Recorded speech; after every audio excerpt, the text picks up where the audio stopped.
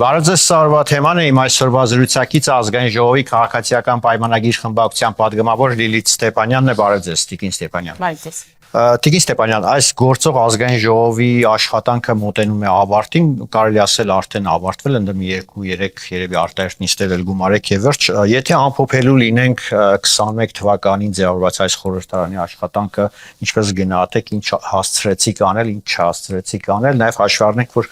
կային դժգոհություններ նաև հանրության կողմից, որ երբեմն քննարկումները քաղաքական չէին, օրենսդրական նախաձեռնություններով ավելի քիչ էին հանդես գալիս պատգամավորներն ու բնականաբար մեղքի բաժին ունեին նաև ընդդիմադիր խմբակցությունները։ Շնորհակալ եմ հրավերի համար, շնորհակալ եմ նաև հարցերի համար, ինչպես դուք նշեցիք, այո, 8-րդ գումարման ազգային ժողովը արդեն կցրվի եւ այսօրվանից սկսած մինչև ամսի 3-ը ներառյալ մենք կունենանք հանձնաժողովի նիստեր արտահերթ եւ հերթական, ինչպես նաեւ ազգային ժողովի ամբողջական 2 արտահերթ նիստ, որով շատ կարեւոր օրենքներ պետք է ընդունենք, այդ նաեւ սահմանադրական, որոնք ծառայելու են Հայաստանի Հանրապետության տարբեր քաղաքական գործընթացների ել ավելի թափանցիկությանը եւ ել ավելի կառավարելի լինելուն այդ քաղաքական process-ներին եւ անկախ նրանից թե ովքեր մանդատ կվերցնեն իմ քաղաքական թիմից կամ ընդդիմադիր քաղաքական ուժերից վստահ եմ, որ նրանց աշխատանքը ել ավելի բարձր նշաձողից է սկսելու, որովհետև 21-ից 25 թվականներին տեղի են ունեցել մի շարք ռեֆորմների ընդունում, տեղի են ունեցել մի շարք կարևոր նախագծերի ընդունում, սկսած օրինակ ազգային ժողովի պատգամավորի երթումի տեքստից եւ ավարտած շատ ավելի կարևոր նախագծերով եւ կոնվենցիաներով 21 թվականին գիտեք թե ինչ պայմաններում տեղի ունեցան ընտրությունները նոյեմբերի 9-ի փաստաթղթից հետո Հայաստանի Հանրապետության քաղաքական դաշտը եռում էր եւ այդքան խնդիրները շատ չէին, որքան որ փորձում էին ներկայացնել ընդդիմադիրները եւ շատ կարեւոր նախադասություններ, շատ կարեւոր ձևակերպումներ, շատ կարեւոր ուղերձներ էս աղմուկի մեջ կորում էր։ Բնականաբար չկար քաղաքական ճգնաժամ, որովհետեւ այդ ժամանակ ազգային ժողովի ընդդիմադիր ուժերը փաստորեն ցած չէին դնում մանդատները, բայց ասում են, որ պետք է գնալ արտահայտ ընտրությունների եւ մենք գնացինք արտահայտ ընտրությունների, ինչ խոսք ժողովուրդը մեզ նորից վստահության քվե տվեց եւ 21 թվականից մինչեւ հիմա այսօրը ներառյալ մենք աշխատել ենք բնականաբար կառանձնացնեմ 21, 22 եւ 23 թվականները ոչ այնքան իրենց էֆեկտիվությամբ օրենսդիր մարմնի գործունեության տեսանկյունից, որքան որ Հայաստանի Հանրապետությունում ներքին մարտահրավերների եւ հատկապես արտաքին մարտահրավերների տեսանկյունից դրանց բարձրաձայնման, դրանց ձևակերպման, դրանց հրատապ լուծումների աշխարհաքաղաքական վայրի վերումների ընթացքում Հայաստանի Հանրապետության շահը պահելուն եղել են շատ դժվար օրեր, եղել են օրեր երբ մենք կարելի ասել օրերով փակված ենք մնացել ազգային ժողովում, տեղի են ունեցել արտահերթ նիստեր, այնուհետև տեղի են ունեցել խմբակցության փակ նիստեր, մենք շատ կարևոր, շատ դժվար, երբեմն շատ ծանր որոշումներ ենք ստիպված եղել ընդունել, բայց ոչ մի րոպե չենք ընկրկել, որտեղ վստահ հասկանում ենք, որ սա միայն մարտահրավերների խնդիր չէ եւ իրականում սա շատ ավելի մեծ խաղ է, որը կարող է փաստորեն դառնալ Հայաստանի Հանրապետության ինքնիշխանության եւ անկախության հարցը վտանգի դնելու պրոբլեմ կամ վտանգի դնելու գործընթացներ եւ մենք կայուն ենք եղել ոչ մի խնդիր պատգամավորների մեջ չի առաջացել ոչ մանդատը դնելու ոչ հեռանալու առումով ինչպես որ դա եղել էր օրինակ նոյեմբերի 9-ի փաստաթղթից հետո 21 թվականին հետ պատերազմյան վիճակ էր Հայաստանի Հանրապետության սահմաններին, արդեն Հայաստանի Հանրապետության սահմանները հանդարտ չէին, հանգիստ չէին, մենք ունենում էինք էսկալացիաներ, 22 թվականը նույնպես լավ առումներով աչքի չընկավ, որովհետև դարձյալ զոհեր ունեցանք, Հայաստանի Հանրապետության ինքնիշխան տարածք ներխուժում եղավ ադրբեջանական զորքերի կողմից, մենք փաստորեն որոշ դիրքեր նաև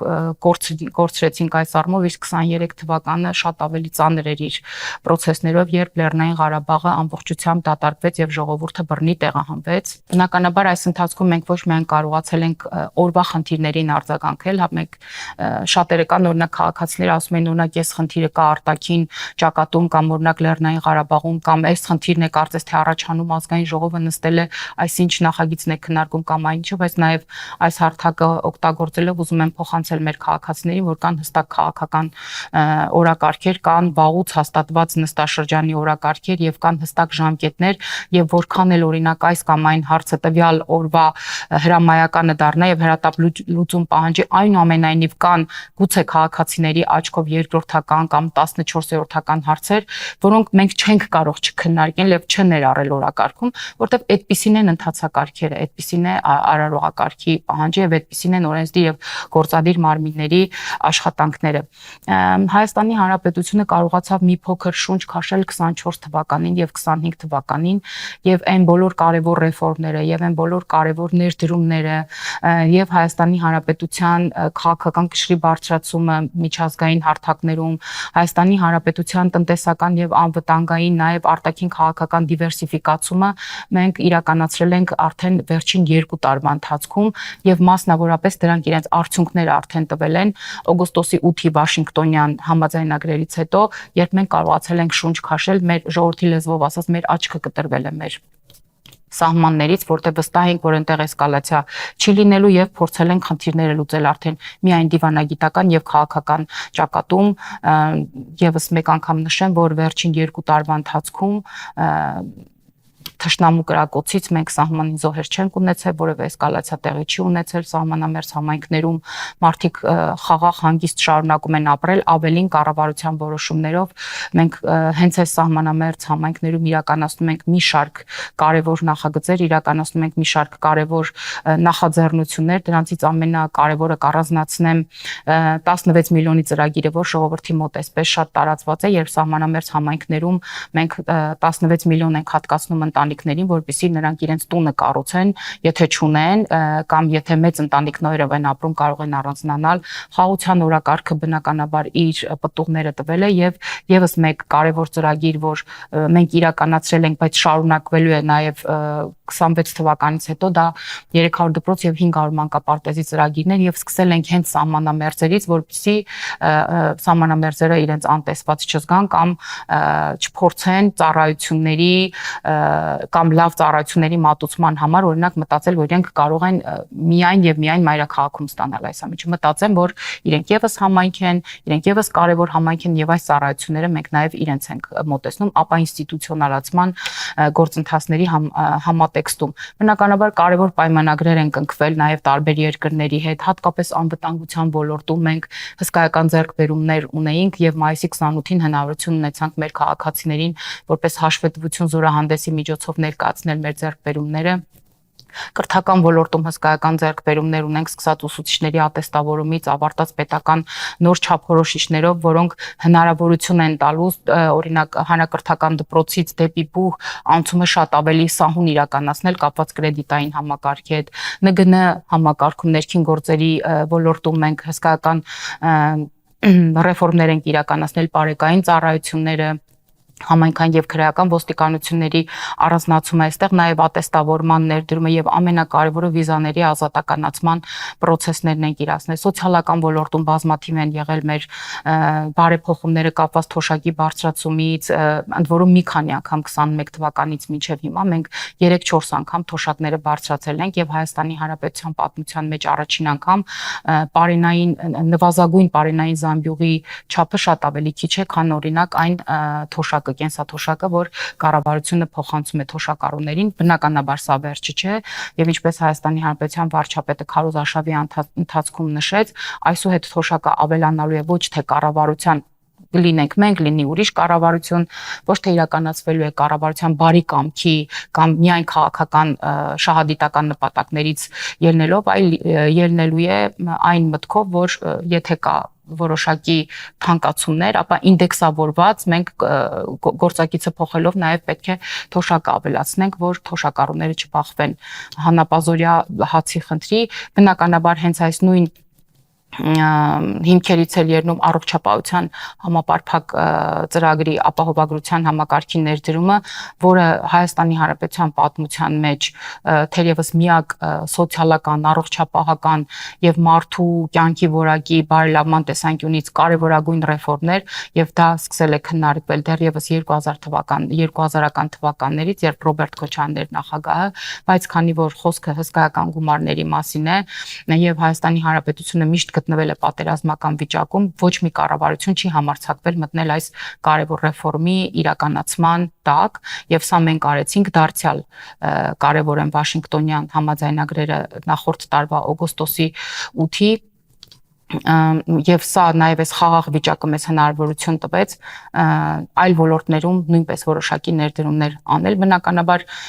ելի բազմաթիվ են թիմերի մասին օրենքում փոփոխություններ են կարել համայնքների խոշորացման արդյունքում շատ համայնքներ որ երազում էին մանկապարտեզ կամ ջրային գիծ կամ ռոռոկման գիծ ունենալու մասին կամ դպրոց ունենալու մասին կամ լավ ճանապարհ ունենալու մասին մենք նաեւ սա ենք կարողացել համայնքների խոշորացման արդյունքում իրականացնել անելիքները բնականաբար շատ են միակ թերացումը Հայաստանի Հանրապետության 21-26 թվականների քաղաքականության թերևս մեր դատաիրավական համակարգն է, որտեղ ոչ թե օրենսդիր կամ գործադիր մարմիններն են թերացել, հակառակը մենք միշտ որպես օրենսդիր մարմին գործադիրին կամ համապատասխան մարմիններին դատաիրավական համակարգին տվել ենք այս գործիքները, որոնք իրենց պետք էին իրենց գործ ավելի էֆեկտիվ անելու համար, բայց ինչպես նաև նշեց հունիսի 5-ին հանրահավաքի օրը ազատության հրապարակում Հայաստանի Հանրապետության վարչապետը արդարադատության համակարգը դատարանները դեռևս մնում են Հայաստանի Հանրապետության Աքիլեսյան գարշապարը եւ այս առումով մենք նույնպես հսկայական անելիքներ ունենք կարծում եմ վարչապետի խոստումը կամ վարչապետի տված լուծումը բանաձևը որ բոլոր դատավորները ուղղակի պետք է դառնան ժամանակավոր պաշտոնակատարներ եւ մի քանի ֆիլտրացում անցնելուց հետո մի քանի բարեվարկության գործընթացներով անցնելուց հետո նոր կկարողանան նորից դառնալ դատավոր ես կարծում եմ սա երևի վեթինգի մի առանձնահատուկ տեսակ է ես կարծում եմ նաեւ սրանով մենք որոշակի դրական արդյունքներ կունենանք որտեղ քաղաքացիները իսկապես բողոքում են Հայաստանի Հանրապետությունում դանդաղ արդարադատությունից, ուշացած արդարադատությունից, անարդար արդարադատությունից, դատավորների վատ վերաբերմունքից երբեմն խոսում են կամ լուրերում կարդում ենք դատավորների կոռուպցիոն ինչ որ խնդիրների մասին կամ որ նրանք թաթախված են տարբեր սխեմաների մեջ այսպես ես կարծում եմ որ ժողովրդի համբերության բաժակը նաև այս առումով է լցվել եւ իրենք ուզում են տեսնել ունենալ արդարադատություն ի վերջո իրենց երկրում դա իրենց շատ բնական եւ օրինաչափ պահանջն է ես կարծում եմ շատ երկար խոսեցի կարող եմ էլի երկար խոսել բայց լսեմ դեպի տեսեք հիմա այս նոր ազգային ժողովը ինչ մարտահրավերներ է լուծելու եթե հաշվի առնենք որ քարոզարշավի ընթացքում հենց այդ քարոզարշավը կառուցվում էր անվտանգային էս էլի մարտահրավերների շուրջ նաև վարչապետը ԿՊ-ի բարձրաստիճան այլ ներկայացուցիչներ հայտարարում էր որ Հայաստանի դեմ իրականացվում է այս անգամ արդեն հիբրիդային հարձակումներ մենք ականատես եղանք Ռուսաստանի կողմից տնտեսական սահմանափակումների ընդդիմությունն էլ իր հերթին շեշտում էր որ Հայաստանի պետականությունը վտանգված է եթե գործող իշխանությունը հաղթի այս մարտահրավերները որքանով են այսօր նորից արդիական եւ ինչ լուծումներ են տրվել արդյոք մնալու են այս մարտահրավերները այս ազգային ժողովի համար որպես թիվ 1 խնդիր մնալու են այս մարտահրավերները նոր ձևավորվող ազգային ժողովի համար էլ, որովհետև ընդհանուր առմամբ մենք չունեցանք փոխված ընդդիմություն, մենք ունեցել ենք այսպես տրանսֆորմացված հին ընդդիմություն նոր դեմքերով, իսկ երբեմն հենց լավ էլ հին դեմքերով եւ ինչպես 21 թվականին էին նրանք գույժում Հայաստանի Հանրապետության մահը, Հայաստանի Հանրապետության անկումը, Հայաստանի Հանրապետության անկախության կորուստը, այս ամենը մենք հիմա տեսնում ենք ավելի այլ սոուսներով եւ ավելի մուգ գույներով, բայց բնականաբար մենք էլ արդեն որոշակի իմունիտետ ունենք այս ուժերի հետ աշխատելու եւ ինչպես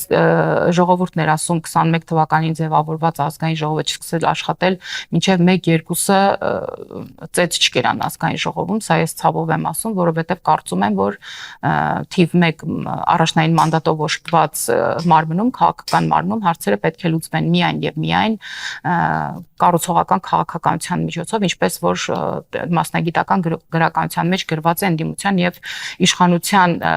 գործակցության կամ համագործակցության մեխանիզմների մասին, բայց վստահ եմ, որ ընդդիմությունը քանի որ չունի քաղաքական փաստարկված առաջարկներ եւ չունի որոշակի քաղաքական ասելիք, մենք արդեն տեսնում ենք, չէ, որ այս մարդիկ քաղաքական առումով սարսափելի սնանկ են, սարսափելի։ Նույն Հայաստան դաշինքը մեզ հետ աշխատել է 21-26 թվականներին, որևէ հետաքրքիր նախագծով կամ որևէ առանձնահատուկ քաղաքական գործունեություն բնականաբար չեմ կարող առանձնացնել, ավելին կարող եմ խոսել, որ այս առումով որակական փոփոխության չի ենթարկվել Հայաստան դաշինքը, այս մարդկանց ձեռագիրը մեզ բոլորիս այլևս հայտնի է, իսկ այլ ավելի մեծ ուժեղ Հայաստան քաղաքական ուժերի դաշինքը քաղաքական առումով սարսափելի ցածր վիճակում է գտնվում եւ քարոզարշավի ընթացքում արդեն մենք պատկերացնում ենք թե ինչ որակի քաղաքական ուժեր են անցնելու ազգային ժողով, չեմ խոսում նրանց ղեկավարների մասին, որ անգամ չկարողացան իրենց դեմքով հանդես գալ եւ ընտրությունների հաջորդ օրը, ինչպես դուք նշեցիք, այս ապոկալիպտիկ ձևակերպումների ֆոնի վրա, որ Հայաստանին, չգիտեմ, դժբախտություններ են սպասում, պատերազմ է սպասում, Սյունիքը տվեցին, ինչը տվեցին, ինչը տվեցին, Զանգեզուրում միջանցք են տալիս եւ այլն, թվում է թե ոչ ստանդարտ իրավիճակ է, չէ, Հայաստանի Հանրապետությունում։ Հետեւաբար լուծումները ընդդիմության կողմից լուծումները նույնպես պետք է լինեին ըստ երևույթին ոչ ստանդարտ։ Բայց մենք ինչ ենք տեսնում։ Եթե ոչ ստանդարտն են եւ Հայաստանի Հանրապետությունը կանգնած է այդ լուրջ մարտահրավերների առջեւ։ Մենք տեսնում ենք, որ ուժեղ Հայաստանի ղեկավար Սամվել Կարապետյանը խոսում է, որ իրեն 1.5 միլիոն մարդ գցել է Հայաստանի Հանրապետությունում եւ ասում է, որ դա այդ 1.5 միլիոնը իրանց ամենամեծ դարդն է, ըստ երևույթին 1.5 միլիոն մարդու փորձել են ընտրակաշարք տալ, գուցե կեսին հաջողվել է, կեսին ոչ, ամեն դեպքում նրանք իրենց բացված արդյունքը չունեն։ Նրա եղբայր Կարեն Կարապետյանը, որ այսպես մոնիտորինգ իրականացնողի դեմքով կարծես բոլոր առիթների ներկա էր, այս նեղ վիճակին, երբ ըստ իրենց ձևակերպումների Հայաստանը շատ բարդ իրավիճակի առջև է կանգնած, տեսանք, որ օրերս մամուլում նյութեր զետեղվեցին, որ մարդը գնացել է հանգստանալու։ Բա որ Հայաստանի Հանրապետությունը սենց խնդիրների առջև է կանգնած, դու ինչ խղճով ես գնացել հանգստանալու։ Մինչև երբ պետք է հայ ժողովրդին գցեք ցնցումների մեջ։ Ռոբերտ Քոչյանը դարձյալ խոսում էր, որ հեղափոխությանն է դիմելու, եթե իրենց հաղթանակը որևէ մեկը գողանա, այս մարդիկ մի կերպ կարողացան անցողիկ շեմը հաղթահարել եւ մինչ նստած իրենց տներում այսպես խոսում են, որ Հայաստանի Հանրապետությունում ընտրությունները կեղծվել են, թե ոնց են կեղծվել, մենք էլ չգիտենք։ Կեղծողը իբր պետք է իշխանությունները լինեին, բայց իշխանությունները պայքարել են կեղծիքների դեմ, ընտրակաշարք բաժանելու դեմ եւ այլն։ Մենք էլ տեսնում ենք Ռոբերտ Քոչյանն էլ ինչ որ իրերը հավաքել է, ուզում է գնա ինչ որ վաղուց հանդիպում ունի, գնում է հանգստանալու բան եւ այլն։ Եվ նույնը Բարգավաճ Հայաստան փաստորեն ընդդիմադիր ուժի ղեկավարը, որ էլի խոսում են, որ վաղուց պլանավորված այց ունեինք, ուզում ենք Հայաստանից գնալ։ Հիմա նորից եմ ասում, եթե Հայաստանի Հանրապետությունը ըստ իրենց գտնվում է շատ վատ վիճակում, Հայաստանի Հանրապետության քաղաքական ընդդիմության լիդերները, որ թույլ չեն տալիս այլ ուժեր խաղան ու այդ ուր էին գնում հանգստանալու, այդ ուր էին շտապում, այդում պիտի հաշվետվություն տային եւ այդում մոտ պիտի պարզաբանումներ տային կամ ու մոտ պիտի չքմեղանային։ Այսօր են գնում այս մարդիկ Հայաստանի Հանրապետությունից։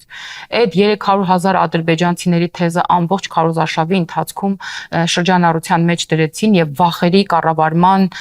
միջոցով փորձեցին դարձյալ քվեկորզել մեր որոշ քաղաքացիներ ինչ խոսք պիտի ասեմ, որ ինչ որ չափով դա ընդդիմության մոտ ստացվել է,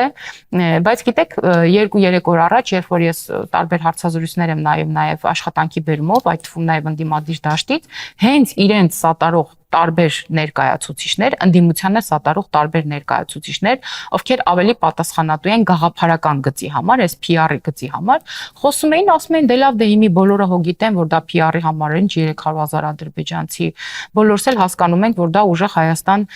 կուսակցությունը պարզապես PR-ի համար էր կամ վախի համար էր գցել շրջանառության մեջ։ Այսինքն նրանք նույնիսկ թույլ չեն տալիս, որ մենք փորձենք իրենց հերքել կամ ժամանակ գտնենք իրենց հերքենք։ Իրենց թեզերը սուտ, կեղծիք, մանիպուլյացիա պարունակող գցում են շրջանառության մեջ, հետո երևի ինչ որ մի հարցում չեն հաշտվում, խոսքները միտեղ իրար վրա չի գալիս եւ սկսում են մեկը մյուսի այս փչած փուչիկները տրակացնել։ Մենք շատ էինք ուզում, որ Հայաստանի Հանրապետությունում ընդդիմություն փոխվի, որտեղ կարծում ենք, որ Հայաստանի Հանրապետության նախ ժողովուրդն է արժանի ունենալ լավ ընդդիմություն, ոչ այս քրյա օլիգարխիկ կլանի ներկայացուցիչները, որոնցից յուրաքանչյուրի վրա ապօրինի գույքի բռնագանձման օրենքի մի հոդված է կախված, բայց իրենք խոսում են ինչ-որ թալանների մասին։ Սա էլ առանձնահատուկ եւ անսահման երեսպաշտություն պիտի ունենաս, որ խոսես, եւ երկրորդը, որ Հայաստանի Հանրապետական ցանկացած պետության համար ինչքան կարեւոր է լեգիտիմ ընտրված իշխանությունը, այդքան կարեւոր է լեգիտիմ ընտրված ընդդիմությունը, որտեղ ընդդիմությունը այն ուժն է, որը միշտ ֆորմայի մեջ է պահում իշխանությանը եւ իր քննադատություններով, իր այլընտրանքային առաջարկներով, իր մոնիտորինգով, իր գործիքակազմով կարողանում է միշտ վերահսկողություն սահմանել իշխանության վրա եւ բնականաբար իրեն հասանելիք հարթակներով եւ գործիքակազմով այս խնդիրները առաջ տալ։ Ցավոք մենք ունենք այնինչ ունենք, բայց մենք անհամբեր սպասում ենք մեր ընդդիմությանը։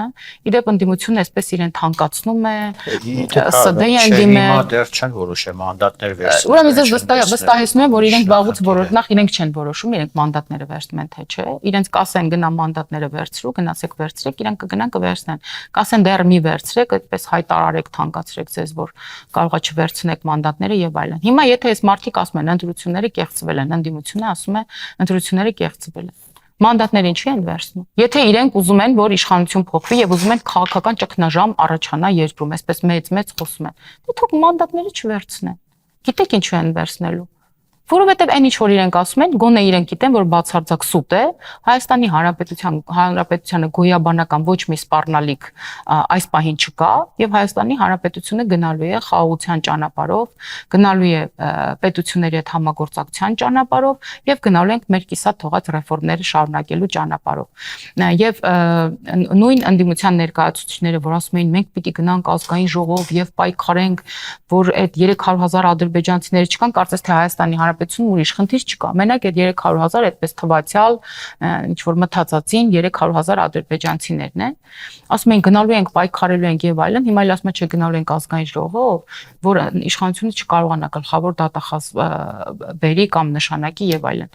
Գլխավոր, բա ուրիշ բան եք խոսում, գլխավոր դատախազի հետ ինչ գործ ունեք։ Ինչու եք հենց թիրախավորում գլխավոր դատախազին։ Մի պարզ պատճառով, որ իբր թե իրենց կարճ խելքով փորձեն ստոպ տալ այն վարույթներին, ապօրինի գույքի բռնագանձման հետ կապված, որոնցով իրենցից եթե ոչ յուրաքանչյուրը, ապա ամեն հաջորդ երկրորդը անցնում է։ Մենք արդեն տեսանք, որ Գագիկ Ծառուկյանի Ծաղկաձորում գտնվող այդ համայնքապատկան հողերի սեփականության իրավունքը վերադարձվեց համայնքին, ասում են ինչի եք հիմա դուք քաղաքական նպատակներով արեցիք եւ ինչպես վարչապետը հիրավի նշեց իր բրիֆինգի ժամանակ, այս գործը սկսվել է հարուցվել է դեռևս 2018 թվականին, երբ Կոտայքի մարզի մարզպետը Ռոմանոս Պետրոսյանն էր եւ ծանոթանալով խնդրին քրեական վարույթ էր, բնականաբար հիմքերի վրա քրեական հարույթ էր վարուցվել եւ մենք սպասում ենք արդարացի որոշմանը։ Այստեղ նույնպես պիտի կամ իմ խոսքի առաջին հատվածին, որ մեզանում արդարադատության իրականությունը երբեմն լինում է շատ ուշացած եւ այդ շատ ուշացած արդարադատությունը երբեմն հասարակությունը որակում է որպես մերժված արդարադատություն։ Հիմա մենք պետք է կարողանանք նաեւ մեր հասարակության, մեր քաղաքացիների շատ արդարացի պահանջին համապատասխան հասնենք այն հանգրվանին, որ կարողանանք ունենալ նաեւ նորմալ արդարադատություն, որ ամեն մի նախկինում հարուցված քրեական վարույթի արդյունքները չգան եւ համընկնեն ինչ-ինչ շրջափուլի հետ ու ասեն, որ քաղաքական հալածանքներ է իրականացնում իշխանությունը ընդդիմադիրների նկատմամբ եւ այլն։ Այդպիսի բան չկա։ Եթե տեսնենք ազգային ժողով կան, տեսնենք ինչ են ասում մեր ընդդիմադիրները, հետո հետաքրքրվենք, ասենք այդ 300,000 ադրբեջանցիներից բա ինչ կա, բա ինչ են ուշանում։ Բա ասում էին ընտրությունների հաջորդ օրը գալու են։ Մի հասկանանք այդ ուր են գալու եւ այդով է իրենց ասել։ Մի հետաքրքիր բան կա կապված այդ 300,000 թվի հետ։ Մոլդովայում էլ ընտրությունների ժամանակ ասում են, էսա 300,000 ռուսներ են գնալ։ Ուզում եմ հասկանամ այդ 300,000 թիվը ինչ մոգական թիվ է, էլի, ինչի օրինակ 300,000, ինչու ոչ 250։ Ինք աշխատատեղեր են 300,000 ստեղծել։ Դե կարող հենց այդ նույն մարդկանց համար էլ այդ աշխատատեղերը են ստեղծում։ Ես չգիտեմ։ Ես գիտեմ օրինակ, որ օրինակ Տաշիր գրուպի բալանսին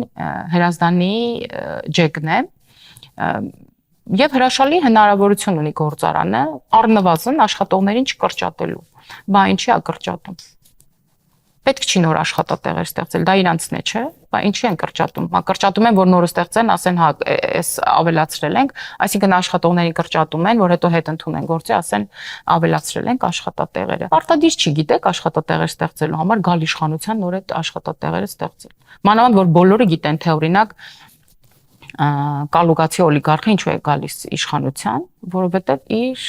կապիտալի մեծագույն մասը գտնվում է Ռուսաստանում եւ բոլորս գիտենք, որ նա Ռուսաստանից գործուղվել է Հայաստան գաստրոլյոր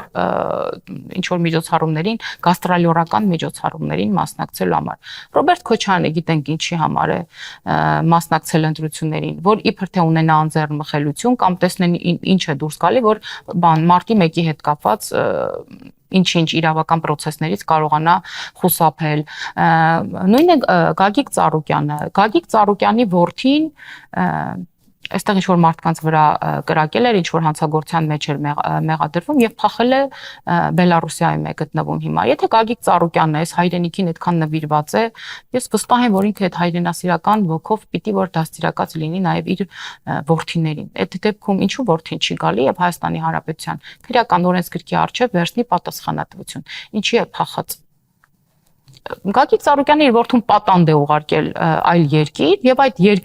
այլ երկրից էլ կարող են օրինակ իրեն մանիպուլացնել, ինչի հստակ գործողությունները մենք այստեղ տեսնում ենք։ Լի բազմաթիվ հարցեր կան։ Գագիկ Ծառուկյանի որդին բանակում չի ծառայել,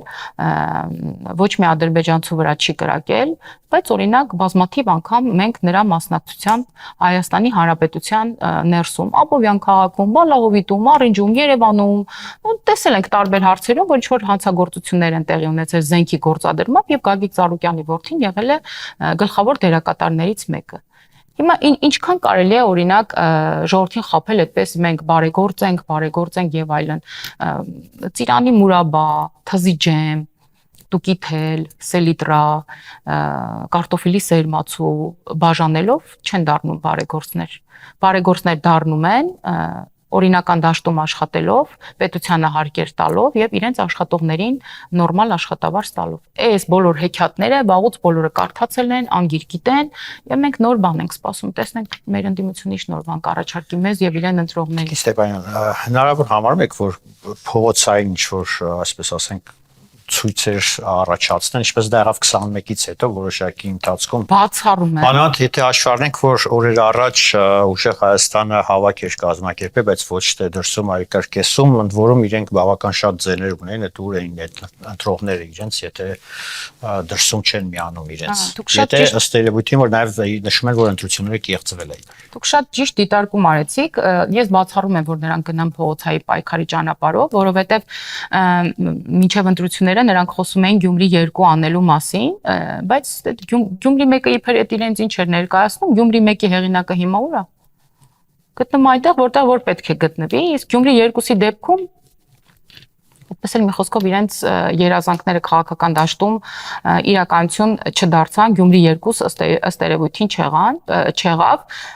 շատ པարզ մեխանիզմ էին իրենք գործարկել, որ գնում են տարբեր ուղղություններով, այսինքն մի կուսակցությունը բաժանվում է երկու մասի, այն մեկն էլ երկու մասի, իրենք գնում են հաղթահարում են նվազագույն շեմը, հետո բոլորով գումարվում են իրար եւ այն քաղաքական ուժը, որ ըստ էության ամենաշատ ձայնը կհավաքի, հենց իրենից էլ կընտրվի ապագա վարչապետ։ Այստեղ շատ հետաքրքիր բան է առաջանում, պատկերացնում եք Ռոբերտ Քոչարյանը եւ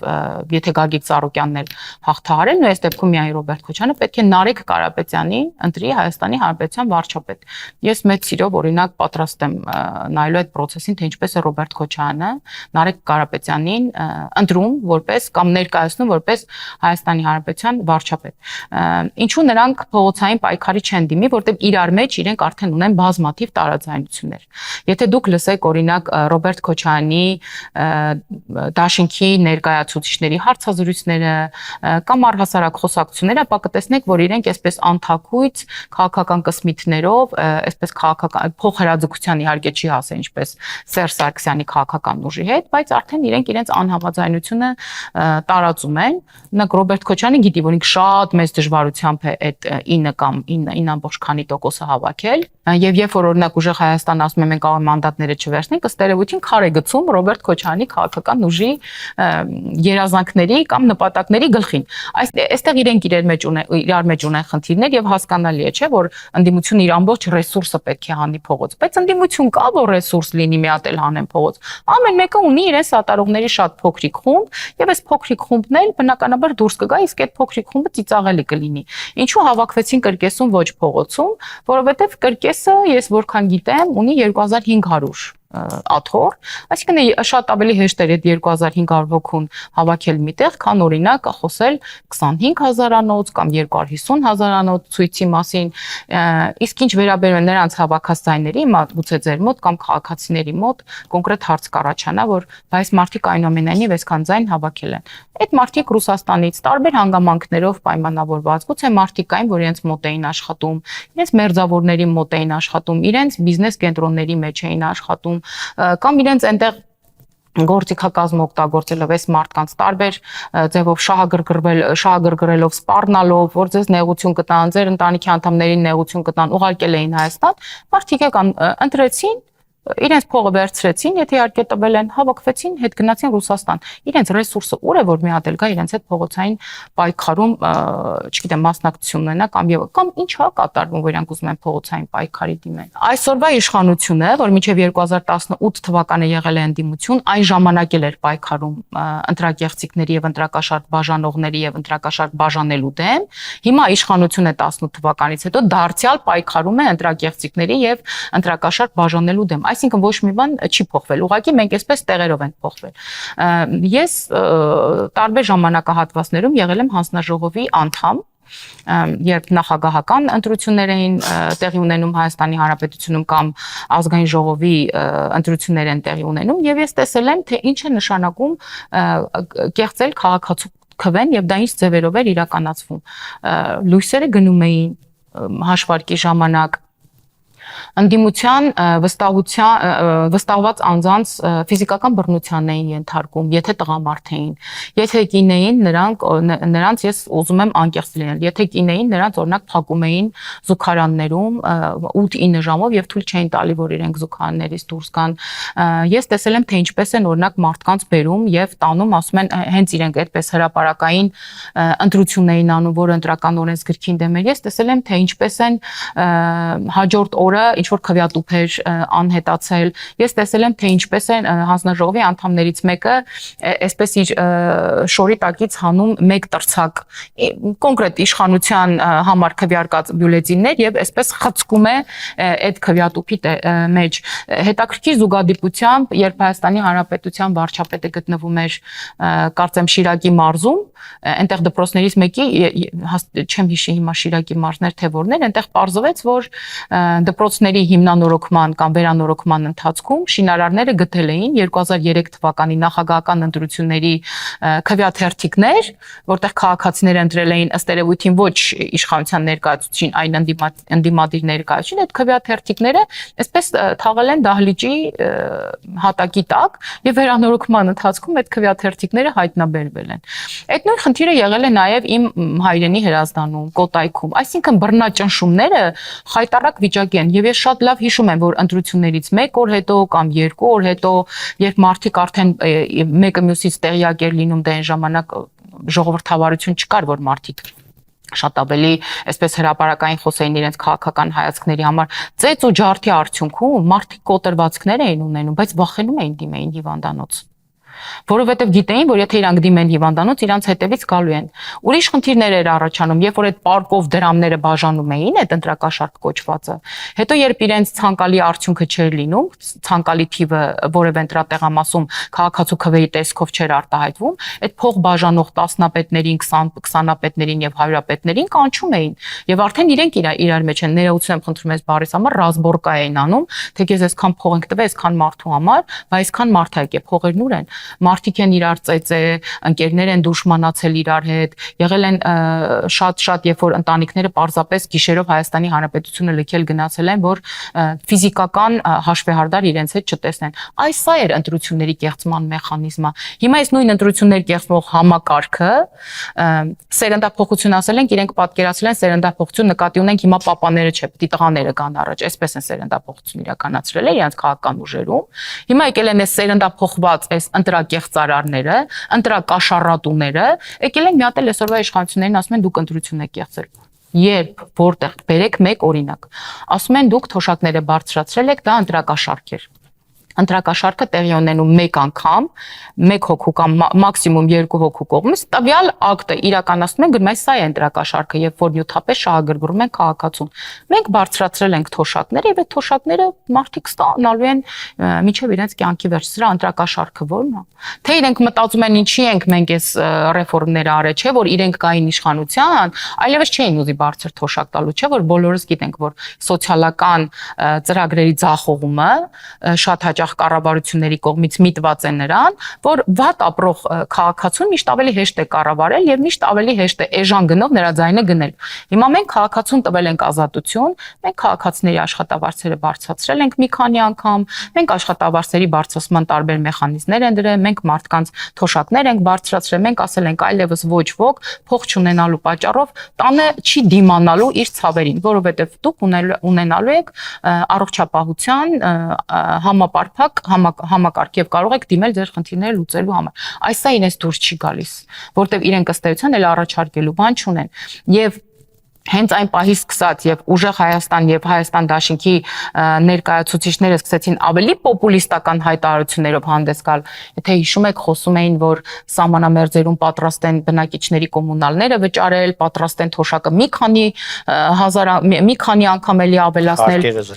հարկերը զրոյացնել, 0 դրամով վարչապետ պահել եւ այլն, այսինքն հենց իրենք տեսնում էին, որ իրենց քաղաքական դիվիդենդները իջնում են, սկսեցին պոպուլիստական խոսել, որ հիմա ասեն դե մեզ ընտրեիք կանենք, դե մեզ չեք ընտրել։ Հիմա իշն է հետաքրքիր, որ մարդիկ գալու են աշխատավարձ ստանան այնինչ, իրենք որոշել են, որ պիտի 0 դրամով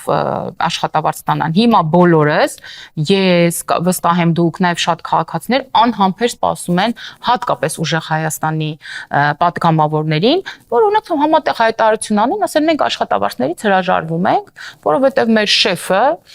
միլիարդատեր է Forbes-ի եւ ինքը 0 դրամով պատրաստ էր վարչապետ աշխատել, բայց ինքը քանի որ 0 դրամով չի կարող վարչապետ աշխատել, որովհետև ունի 0 վստահություն հանրության կողմից, այ մենք պատրաստ ենք։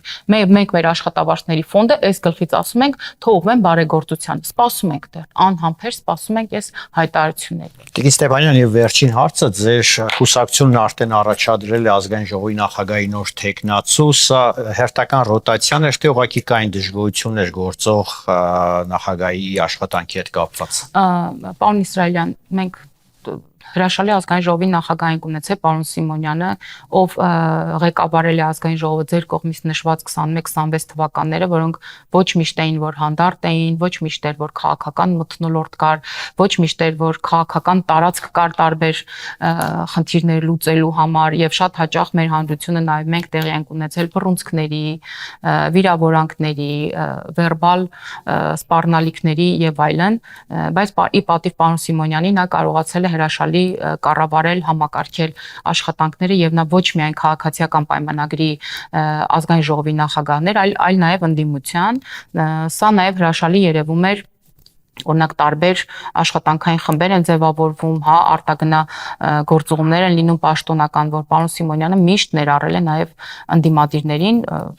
դե կարող են ավելի փոքր պատվիրակությունով գնալ կամ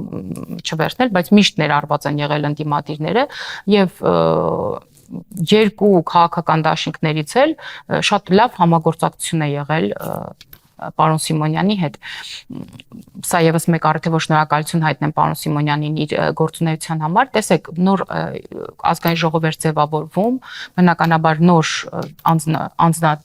նոր պատգամավորներ ունենք, կան պատգամավորներ, որ նախորդ գումարումներից են հայտնի ժողովրդին, մենք նաեւ նոր պատգամավորներ ունենք, որ տարբեր ոլորտներից են գալու եւ շարունակելու են իրենց աշխատանքը, բնականաբար նաեւ նոր կազմի համար բոլորը ազատ էին ինքնաառաջադրվելու, առաջադրվել են 3 թեկնածուներ եւ վարչությունը փակ գաղտնի քվեարկությամբ ընտրել է Ռուբեն Ռուբինյանին։ Ոչ մի այդպես խորհրդավոր բան չկա, ոչ մի բան չկա, պարզապես վարչությունը գտել է, որ Ռուբեն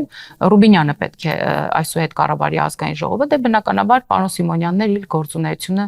իր ծառայությունը մեկ այլ ոլորտում կշարունակի։ Այս ուրիշ բան չկա։ Մենք նույն ընտրությունները կտեսնենք արդեն այսօր երեկոյան մենք կիմանանք թե ովքեր են լինելու փոխխոսնակները մենք երկու փոխխոսնակ ունենք, իսկ երրորդ փոխխոսնակի տեղը ընդդիմությունն է եւ պետք է հասկանանք թե ընդդիմությունը իր միջից ինչ որ մեկին այդ կարևոր առաքելությամբ կոշտի, այդ մանդատը կտա, որ նա խոսնակ աշխատի, ուղղակի ուզում եմ հույս հայտնել, որ Իշխան Սաղաթելյանի նման էս ծառայությունը չի անել, այդպես չի գա գաղտնախոհողի ընդմիջումներին կնոպկան սեղմի, որ ներկաստանա, որ հանկարծ աշխատավարձից չպահեն, բայց ոչ մի քաղաքական գործունեություն, ուղղակի այսպես մեծ խոսել արդեն իրենց լրատվական միջոցների մոտ այդպես այդ հարթակներում, որտեղ չկան ուղիղ հայացքներ, որտեղ իրենք իրենցով ինչից ուզում խոսում են, ասում են դե մեզ խոսում էլի գյուղից մարդ չկա, հիմա իրենց պատմությունն է լինելու։ Մենք նաև նույն ներողություն եմ խնդրում, մենք նաև միևնույն հանձնաժողովների տարբեր հանձնաժողովի նախագահի տեխնացուների առաջադրումներին առաջիկայում ականատես կլինենք։ Սա նորմալ գործընթաց է, որ միշտ եղել է 18-19 թվերին էլ Արարատ Միրզոյանն էր ազգային ժողովի նախագահ, այսինքն այդպես չի էլի, որ ֆիքսված մեկը եթե ազգային ժողովի նախագահ, այդպես միշտ պիտի մնա ազգային ժողովի նախագահ կամ հանձնաժողովի նախագահ, հավերժ պիտի մնա հանձնաժողովի նախագահ։ Դե փոփոխություններ բնականաբար լինում են, ես կարծում եմ բնականon գործունեություն է։ Իդեպ Ալեն Սիմոնյանը Հայաստանի Հանրապետության նորանկախ պատմության մեջ միակ նախագահն է եղել, որ մինչև վերջ պաշտոնավարեց։ Մյուսները միշտ այսպես արտահերթով կամ այո, կիսատ ժամկետով են ծառայել։ Շնորհակալություն։ Ձեզ եմ շնորհակալ։ Սարվա թեման էր իմ զրուցակիցը ազգային ժողովի քաղաքացիական պայմանագիր խմբակցության падգամավոր Լիլիթ Ստեփանյանն էր, կհանդիպենք առայժմ։